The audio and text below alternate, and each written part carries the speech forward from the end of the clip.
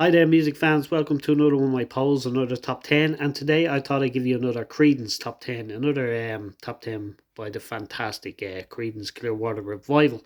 Yeah, just an absolutely fantastic band I've been listening to a lot. As I said before, I'm going to actually see John Fogerty this time next week. Actually, this time next week, the concert will be over. Next Tuesday night, I'm going to see.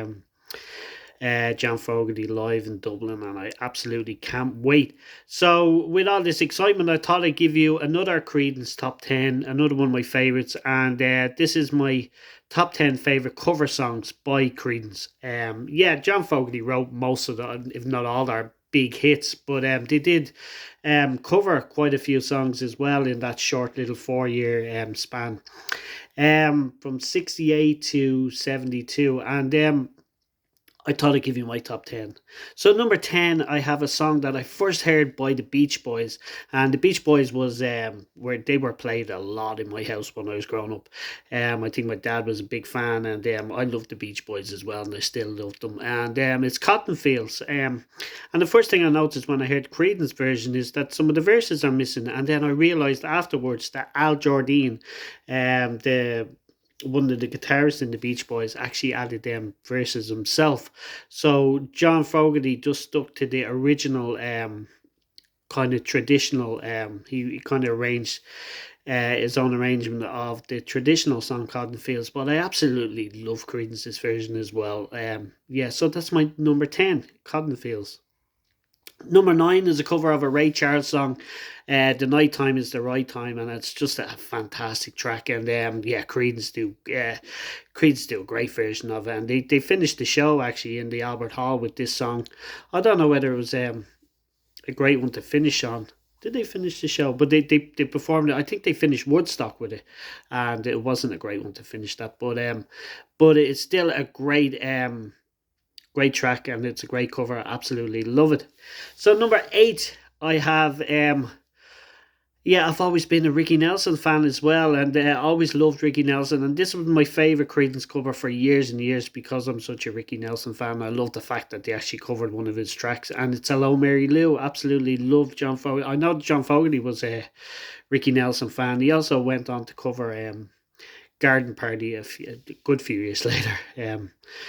And yeah, absolutely love Creedence's version of "Hello Mary Lou." As I say, I preferred it years ago.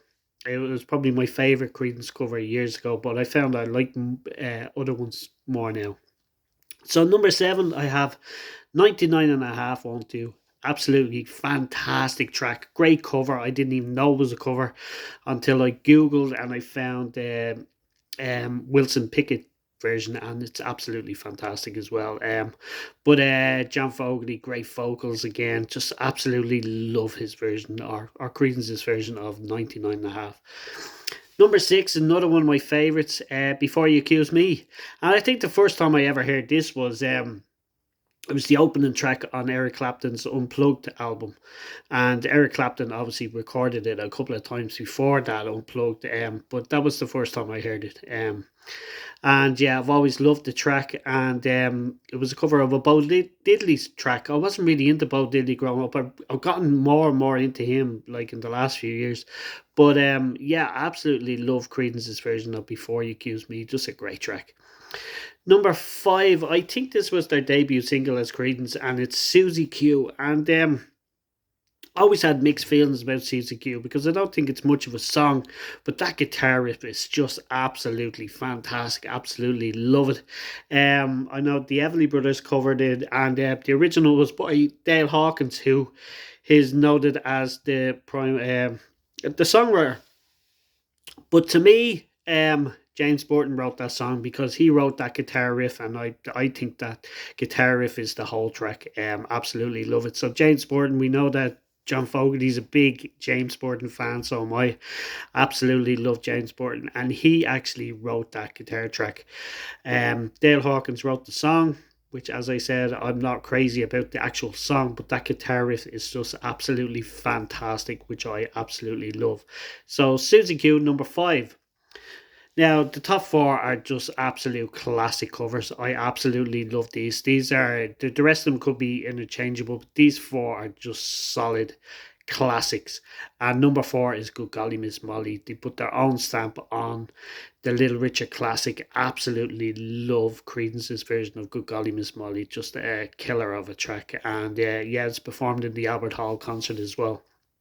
Number three, anytime that John is interviewed and talking about his influences, he always goes back to them Sun Records, and I don't think this is one of the Sun Records, but it comes from that kind of Sun Sessions. It's a cover of an Elvis Presley song called "My Baby Left Me." I absolutely love that version. I love Stu Cook's bass on it as well. Absolutely fantastic. Yeah, My Baby Let Me, absolutely love it. They done a cover of Ooby Dooby as well, which was great as well. Absolutely love it. That came from Roy Orbison's Sun Sessions. Yeah. So number three, My Baby Let Me.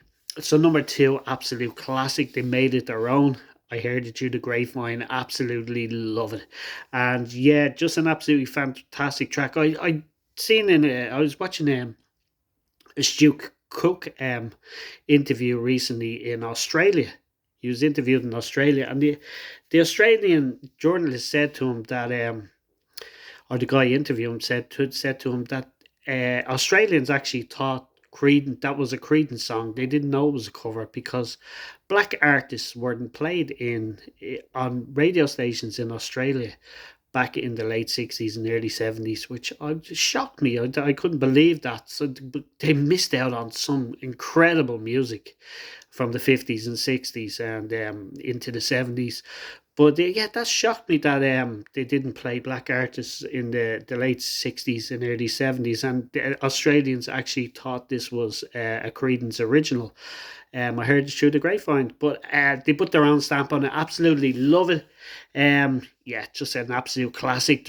I think fans are divided. There's Creedence fans that listen to that 4 minute version, and then there's diehard fans that listen to that 11 minutes. I used to be one of them 4 minute fans. Now I'm 11 minute. I have to listen to that whole 11 minutes of just absolute magic.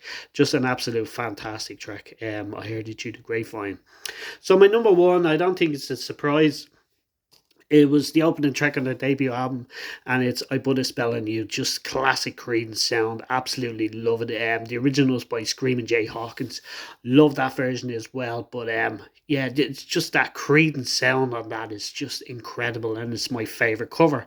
So yeah, that's just my top 10. As I said in previous, I'm really excited. I'm going to see John Fogerty next week.